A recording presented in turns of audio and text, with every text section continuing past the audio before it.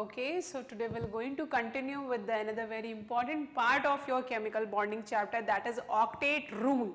According to the octet rule, what it says, every element have to complete their octet either by sharing of electron or by transferring of electrons. Fine, तो यहाँ पे क्या, चलो पहले rule देख लेते हैं ऑक्टेट रूल का, फिर उसके कुछ एक्सेप्शंस हैं वो हमें डिटेल में यहाँ पे स्टडी करना है. So let's understand about what is octet rule. So every atom in nature can combine either by transfer of electron or by sharing of electron in order to have an octet in their valence shell. This is called as what? Octet rule. Octet rule का अगर आपको और example और हम clear करें, so let's take one example. So let's take one example to explain octet rule. For example, we are having NaCl compound, common salt, table salt भी बोलते हैं इसको. तो अब यहाँ पे आपका common salt दो एलिमेंट से बना है, सोडियम और क्लोरीन. ठीक है. So what is atomic number of your sodium? 11. Electronic configuration is 281. 281, right? इसका है 17. Electronic configuration is 287. Fine. अब octet rule के अकॉर्डिंग क्या है? What octet rule says, each and every element should be having 8 electrons in their valence shell. अब यहाँ पे अगर ये अपना valence shell complete करना चाहता है तो इसको एक इलेक्ट्रॉन कहीं किसी को डोनेट करना पड़ेगा, और अगर क्लोरीन को अपना ऑक्टेट कंप्लीट करना है तो इसे एक इलेक्ट्रॉन की रिक्वायरमेंट है. तो क्लोरीन के रिक्वायरमेंट कौन कंप्लीट करेगा? Sodium, by giving 1 electron. So sodium will going to donate its 1 electron and chlorine will going to accept 1 electron. So in this case, what will be its configuration? Electronic configuration for sodium will be like this, जहाँ पे sodium ने एक electron donate किया है तो 1 positive charge form होगा आपके sodium पे, और क्लोरीन के केस में अब इलेक्ट्रॉनिक कॉन्फ़िगरेशन हो जाएगा 288. तो इसने एक इलेक्ट्रॉन एक्सेप्ट किया है, so it will going to form negative charge on it. So in this way positive and negative ion will come closer and will form one bond. एक बॉन्ड होता है, या आप बोल सकते हो इनके बीच में बहुत स्ट्रॉन्ग सा इलेक्ट्रोस्टैटिक फोर्स ऑफ अट्रैक्शन रहता है, ये दो अपोजिट चार्ज की वजह से. तो इस स्ट्रॉन्ग फोर्स ऑफ अट्रैक्शन के थ्रू ये एक दूसरे को जॉइंट रहते हैं. सो this is your bond formation between sodium and chlorine by what? Transferring of electron.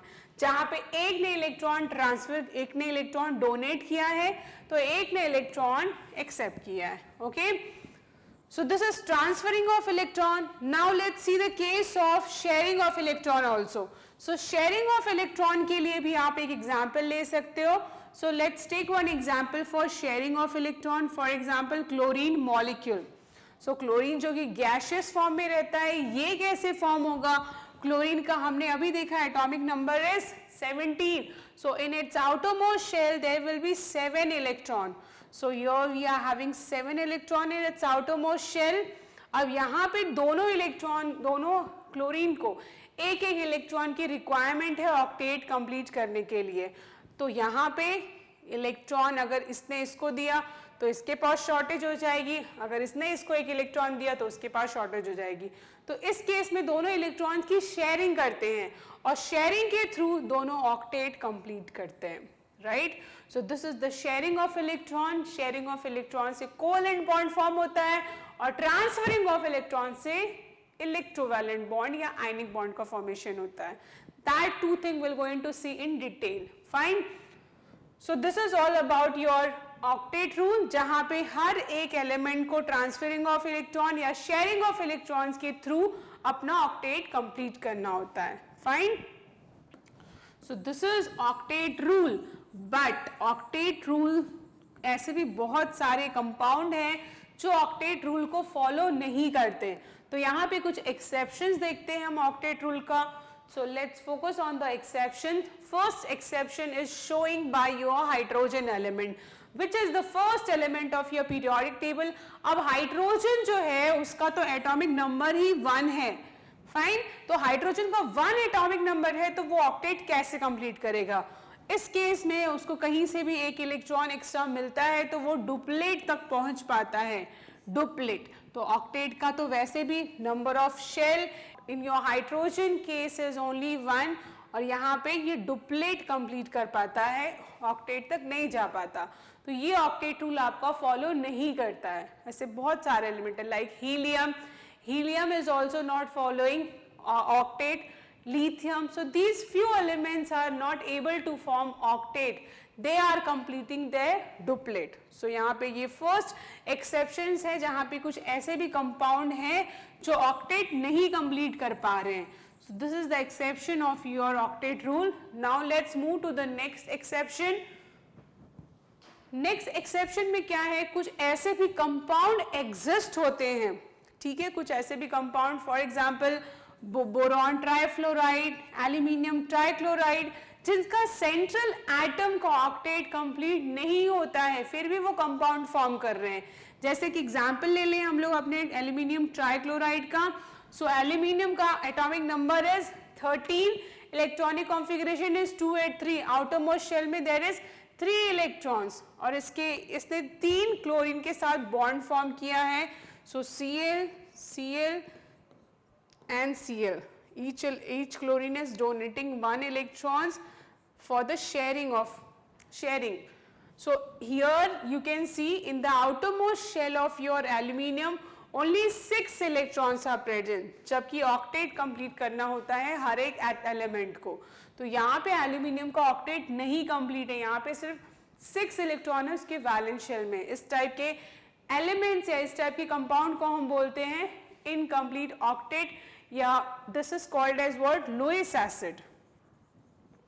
Lewis acid means compound having incomplete octet. They are having tendency to accept lone pair of electrons. So ये भी कुछ exceptions हैं आपके octet rule में, जहाँ पे इस type के कंपाउंड के outermost shell में octet 8 electrons complete नहीं है। So this is the another exception of your octet rule. Let's move to the next exception. So move to the next exception of your octet rule. Okay. So next exception में अब तक हमने देखा था ऐसे भी कुछ central atom है जिनका octet complete नहीं है, 8 से लेस इलेक्ट्रॉन उनके outermost shell में होते हैं, बट कुछ ऐसे भी कंपाउंड एग्जिस्ट होते हैं जहाँ पे उनके सेंट्रल एटम के outermost shell में more than 8 इलेक्ट्रॉन्स प्रेजेंट होते हैं। So example we are having phosphorus pentachloride, sulfur hexafluoride and iodide heptafluoride. So let's see here. For example, phosphorus pentachloride, phosphorus, what is the atomic number of phosphorus? That is 15. Electronic configuration is 285. अब यहाँ पे phosphorus के outermost में देखो 5 electrons हैं और यहाँ पे 5 क्लोरीन से अटैच है आपका phosphorus. Okay. This is the structure. Now, if you count number of electron in its outermost shell, तो कितना है phosphorus के outermost shell में? 1, 2, 3, 4, 5, 6, 7, 8, 9, 10. 10 electrons are present in its outermost shell, जो कि 8 से ज़्यादा है, octet से ज़्यादा इलेक्ट्रॉन ही प्रेजेंट होते हैं। और इसका रीज़न है because they are having expanded octet. Expanded octet means इनके पास d ऑर्बिटल्स प्रेजेंट होता है, d ऑर्बिटल्स। d ऑर्बिटल्स में कितने ऑर्बिटल्स होते हैं? 5, 1, 2, 3, 4, 5. So d ऑर्बिटल्स प्रेजेंट होने की वजह से उनके पास वैकेंट स्पेस होता है, वैकेंट ऑर्बिटल्स होता है। वैकेंट ऑर्बिटल्स होगा तो अपने एक्स्ट्रा इलेक्ट्रॉन्स उस वैकेंट ऑर्बिटल्स में वो लोग अकोमोडेट कर सकते हैं। Okay, because they are having expanded octet, that's why they are having more than 8 electrons in their outermost shell or valence shell. So this is also the exception of your octet rule, जहाँ पे कुछ ऐसे भी compound exist होते हैं जिसके पास more than 8 electrons होते हैं उनके valence shell में. Okay, so this is the another exception of your octet rule. Fine. So let's move to the next exception of your octet rule. Now कुछ ऐसे भी कंपाउंड एग्जिस्ट होते हैं जिसके पास ऑड नंबर ऑफ इलेक्ट्रॉन्स होते हैं. जैसे यहाँ पे अगर आप nitrogen, if you can see nitrogen is having 3 electrons उसके वैलेंस शेल में प्रेजेंट हैं, राइट, जिसमें कि एक फ्री रेडिकल है और एक लोन पेयर ऑफ इलेक्ट्रॉन है. तो कुछ ऐसे भी कंपाउंड एग्जिस्ट होते हैं जिसके पास ऑड नंबर ऑफ इलेक्ट्रॉन होता है. So nitrogen monoxide is one of the case which is having odd number of electron. So odd electron bonds या odd electron molecules, there are some molecules and ions in which the bonded atoms contain odd number of electrons between them. The bond thus present are called odd electron bond and the molecule is called odd electron molecule. So such compound also exists where central atom is having odd number of electrons. So this is also one of the exception of your octet rule. Next exception is about noble gases. Noble gases जो कि 18th group होता है, 0 group भी बोलते हैं, inert gases भी बोलते हैं. इनर्ट गैसेस इसलिए कहते हैं क्योंकि उनका ऑक्टेट कंप्लीट होता है. ऑक्टेट कंप्लीट होने की वजह से वो किसी और से रिएक्ट इजीली नहीं करते, बट फिर भी ऑक्टेट कंप्लीट है, still such noble gases are reacting and they are forming many different kind of compound. Like in the case of xenon and krypton, they are forming compound although they are having complete octet, but still they are reacting and forming different compound. So this is the another exception. Last exception of your octet rule is octet rule cannot explain shape and geometry of any molecule. Okay, so this is the another very important exception of your octet rule. Okay, now let's see the another topic, very important topic of this chapter chemical bonding is that is electrovalent bond और ionic bond. Electrovalent और ionic bond exactly देखो form कैसे होता है, let's see here. अभी हमने थोड़ी देर पहले देखा था how exactly electrovalent और ionic bond form. यहाँ पे इलेक्ट्रॉन ट्रांसफर की वजह से आपका इलेक्ट्रोवैलेंट या आयनिक बॉन्ड फॉर्म होता है. तो आयनिक बॉन्ड फॉर्म होने का क्या क्या कंडीशन है? First condition is, let's see the first condition, you should be having 2 kind of element. आपके पास मेटल होना चाहिए plus non metal. Ionic bond हमेशा मेटल और non metal kind of element के बीच में फॉर्म होता है. Second thing is what, ionic bond में कंप्लीट ट्रांसफर ऑफ इलेक्ट्रॉन होता है. कंप्लीट ट्रांसफर ऑफ इलेक्ट्रॉन होता है. Complete transfer of electrons happens. Okay fine. सो ये 2 केस है. अब यहां पे देखो, to explain this point again let's take the example of sodium chloride. So sodium chloride के बीच में फॉर्म होता है आयनिक बॉन्ड. आयनिक बॉन्ड मतलब उनके बीच में इलेक्ट्रोस्टैटिक फोर्स ऑफ अट्रैक्शन जो कि बहुत ज्यादा स्ट्रॉन्ग होता है. So these 2 ions are joined together by this strong electrostatic force of attraction. Now if you again see its electronic configuration sodium का, तो ये हो गया 281. What about chlorine? 287. ठीक है. अब इसको एक इलेक्ट्रॉन डोनेट करना है, इसको एक इलेक्ट्रॉन गेन करना है. So in that case what will be your, so in something like this you will going to get, ठीक है, it is donating its 1 electron to chlorine. तो अब इनका इलेक्ट्रॉनिक कॉन्फ़िगरेशन कुछ इस तरह से हो जाएगा 28 and chlorine will be having 288, जो कि ये माइनस हो जाएगा because it is accepting 1 electron. So now in the case of sodium it is donating 1 electrons. ठीक है, एक इलेक्ट्रॉन ये डोनेट कर रहा है, लूज कर रहा है. क्लोरीन क्या कर रहा है, ये जो इलेक्ट्रॉन सोडियम में लूज किया उसको क्लोरीन ने एक्सेप्ट किया and it is forming 1 ion. Okay, so this is the, here sodium is donating, it is losing its electron. So loss of electron is called as what? loss of electron is called as oxidation. Oxidation is loss of electron. And what is reduction? Reduction is gain of electron. So chlorine is gaining electron and sodium is losing its electron. Okay? So this is giving you two kind of ions, that is first one is cation and second one is anion. Now these two oppositely charged ions are joined together by very strong force of attraction and that is called as what? Electrostatic force of attraction. तो इनके बीच में proper कोई bond नहीं present होता, इनके बीच में एक फोर्स होता है, इनका अपोजिट चार्ज होने की वजह से इनके बीच में बहुत strong kind of force present होता है and that is called as what? Electrostatic force of attraction. Okay, so this is how your ionic bond forms by transferring of electron. एक इलेक्ट्रॉन लूज करेगा और दूसरा जो नॉन मेटल है वो electron हमेशा एक्सेप्ट करता है.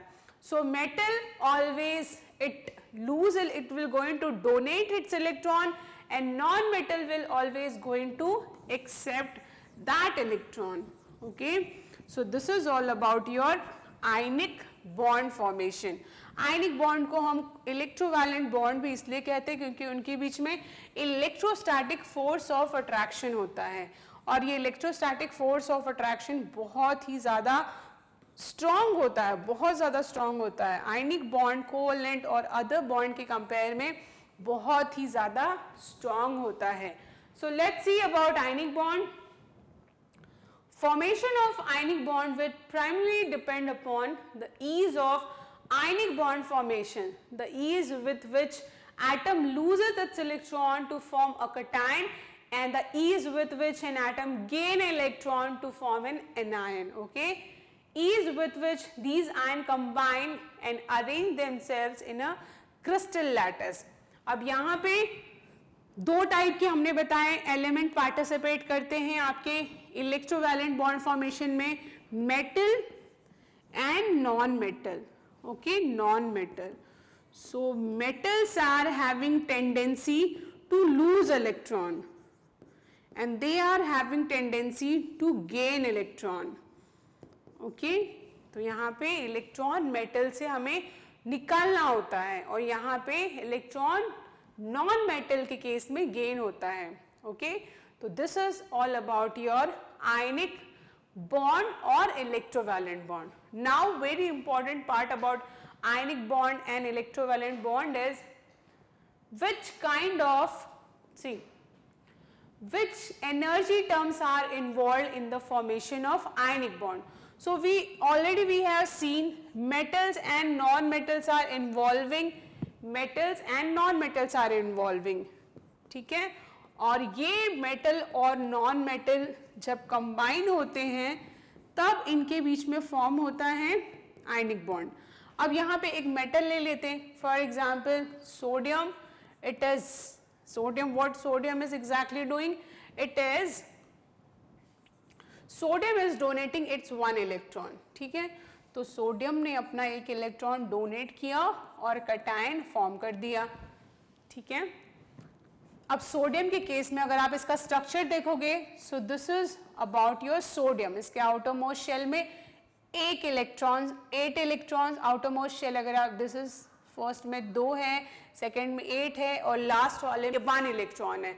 तो 1 इलेक्ट्रॉन रिमूव करने के लिए आपको जितने एनर्जी की रिक्वायरमेंट होती है उसको हम कहते हैं ionization enthalpy. Amount of energy required to remove 1 electron और to remove electron from the valence shell of that atom, okay, in the gaseous state. अब यहाँ पे आपका देखो ये कैटायन है, this is कैटायन. अब इसमें से अगर आपको इलेक्ट्रॉन रिमूव करना है और इलेक्ट्रॉन रिमूव करने के लिए जितनी एनर्जी की रिक्वायरमेंट होती है उसको हम कहते हैं ionization enthalpy. Okay, ionisation enthalpy. तो जितना कम आयनाइजेशन एंथैल्पी रहेगा, जितना मिनिमम रहेगा, उतना इजीली ये आपका इलेक्ट्रॉन रिमूव करेगा, डोनेट करेगा.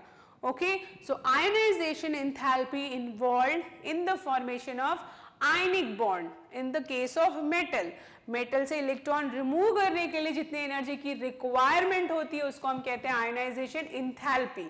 ओके, तो जितनी मिनिमम आयनाइजेशन एंथैल्पी रहेगी उतना इजीली वो इलेक्ट्रॉन डोनेट करेगा, लूज करेगा, और इससे जो इलेक्ट्रॉन लूज किया है उसे एक्सेप्ट करेगा आपका non metal. So in the case of non metal, it is what it is doing, it is accepting one electron. So it is accepting one electron means what, यहाँ पे electron affinity, electron gain affinity यहाँ पे involve हो रही है, electron gain affinity. अब यहाँ पे इलेक्ट्रॉन गेन एंथैल्पी भी आप कह सकते हैं, इलेक्ट्रॉन गेन एंथैल्पी. ओके, अब इस टाइम पे क्या होगा, एनर्जी क्या होगी, एनर्जी रिलीज होगी. जितनी ज्यादा एनर्जी रिलीज होगी उतना स्टेबल आपका कंपाउंड होगा. Okay, so this should be maximum. Okay, electron gain enthalpy should be maximum. जब इलेक्ट्रॉन एक्सेप्ट करेगा तो एनर्जी रिलीज होगी. Okay, and the last one is when two ions are forming, that is sodium plus and chloride minus, these two ions are in gaseous form. So when these two ions are combining together, they are releasing a lot amount of energy and they are converting into solid form, into stable compound. So for the formation of 1 mole of solid compound, whatever energy is releasing out is called as what, lattice energy. ठीक है, it is called as what, lattice energy. तो जब ये दो ion जो कि gaseous form में है, जब ये कंबाइन होंगे तब ये बहुत ज्यादा अमाउंट में एनर्जी रिलीज करते हैं और एनर्जी रिलीज करने के बाद ये सॉलिड कंपाउंड में कन्वर्ट हो जाते हैं. तो ये रिलीज एनर्जी को हम कहते हैं लैटिस एनर्जी. अब देखो, अगर इसी 1 मोल ऑफ सोडियम क्लोराइड को अगर आपको फिर से ब्रेक करना है तो आपको एनर्जी प्रोवाइड करनी पड़ेगी. So amount of energy require to break sodium chloride या stable compound into its gaseous ions is called as what, lattice energy. Lattice energy can be in both terms. या तो ion से compound form होने में जो energy release हो रही है उसे हम लैटिस एनर्जी कहते हैं, या कंपाउंड से आयंस में कन्वर्ट होने के टाइम जितनी एनर्जी की रिक्वायरमेंट हो रही है उसे भी हम लैटिस एनर्जी कहते हैं. सो जितनी ज़्यादा आपकी एनर्जी रिलीज होगी during the formation of this compound उतना स्टेबल होगा आपका कंपाउंड. ज़्यादा एनर्जी रिलीज होगी मीन्स उतना स्टेबल आपका कंपाउंड होगा. So these three terms are involving in the formation of ionic compound. Okay, so ionization enthalpy, electron gain affinity or enthalpy, and lattice energy. These three terms are involving in the formation of ionic compound. Yes, it is very important topic. Now these are the few examples of your ionic compounds. See, first is from the metal which is in gaseous form, it is converting into iron. So during this ionization enthalpy, this term is involving. और जब आपका non metal electron accept करता है तो electron gain enthalpy involve होती है. Okay, that is exothermic and that is endothermic, क्योंकि यहाँ पे आपको एनर्जी अप्लाई करनी पड़ रही है और यहाँ पे एनर्जी रिलीज हो रही है. और लैटिस एनर्जी में भी क्या होता है, लैटिस एनर्जी में भी यहाँ पे एनर्जी रिलीज होती है, right. So this is the lattice formation in the case of ionic bond. See, okay, so this is your lattice enthalpy. So now let's understand about your lattice enthalpy. Okay, so what I said, suppose you are having two ions, sodium plus and Cl minus, और दोनों ही आपके gaseous form में. ठीक है, अब ये दो जो gaseous form में है तो ये तो बहुत unstable है क्योंकि ये gaseous form में है. तो अब क्या करेंगे, ये दोनों कंबाइन होंगे और कंबाइन होने के टाइम जो आपकी एनर्जी रिलीज हो रही है उसे हम कहते हैं लैटिस एनर्जी, और कंबाइन होके ये 1 mole of sodium chloride provide करते हैं। ठीक है, they will going to give you 1 mole of sodium chloride. So in the formation of 1 mole of sodium chloride from the gaseous ion, the amount of energy released is called as what? Lattice energy. Okay? और lattice energy देखिए calculate करने के लिए कोई भी proper direct method नहीं होता है। क्यों नहीं होता है? क्योंकि इस पूरे, अगर आप देखेंगे ये पूरे आयंस में यहाँ पे सेम रिपल्सिव फोर्सेस भी है, अट्रैक्टिव फोर्सेस भी है। रिपल्सिव फोर्सेस होगा between the same ions and attractive forces will be between the opposite ion. So due to the presence of both kind of forces, there is no direct method for the calculation of lattice energy. So let's see in some detail about your lattice energy. So it is the amount of energy released when 1 mole of cation and anion arranges themselves in a proper lattice. The higher the value of lattice energy of resulting ionic compound, the greater will be the stability. जितनी ज़्यादा lattice energy यहाँ पे release होगी उतना stable आपका compound होगा. So this is the, let's see one more, another definition of this. Energy required, जो अब हम उल्टा जा रहे हैं, एक बार आपको 1 मोल ऑफ सोडियम क्लोराइड मिल गया, अब 1 मोल ऑफ सोडियम क्लोराइड को ब्रेक करने के लिए आपको जितने अमाउंट ऑफ एनर्जी की रिक्वायरमेंट होती है उसे भी हम लैटिस एनर्जी कहते हैं, right? So the energy required to completely separate 1 mole of solid ionic compound into its gaseous constituent ion is also called as what? Lattice energy. So don't get confused about lattice energy. Ion से solid में convert होने में जो energy release होती है उसे भी हम लैटिस एनर्जी कहते हैं, और सॉलिड से उनके कॉन्स्टिट्यूएंट आयंस में चेंज होने के लिए जो एनर्जी की रिक्वायरमेंट होती है उसे भी हम लैटिस एनर्जी कहते हैं. So this is all about your lattice energy. For example, lattice enthalpy of sodium chloride is 788 kilojoule per mole. This means that 788 kilojoule of energy is required to separate 1 mole of solid sodium chloride into its gaseous ion. Okay? अब यहाँ पे मैंने बताया lattice energy को calculate करने का कोई भी डायरेक्ट मेथड नहीं होता है, क्योंकि उनमें बहुत ज़्यादा अट्रैक्टिव फोर्सेस भी होते हैं और रिपल्सिव फोर्सेस भी होते हैं, क्योंकि दोनों टाइप के वहाँ पे आयंस प्रेजेंट होते हैं. So both kind of forces are present in such kind of compound, and due to that direct calculation of lattice energy in the case of ionic compound is not possible. तो lattice energy calculate करने के लिए हम born-Haber's यहाँ पे cycle use करते हैं. Okay, and that also we're going to discuss in your next class about Born-Haber's process, and through which how to calculate lattice energy for different compound we're going to discuss in detail.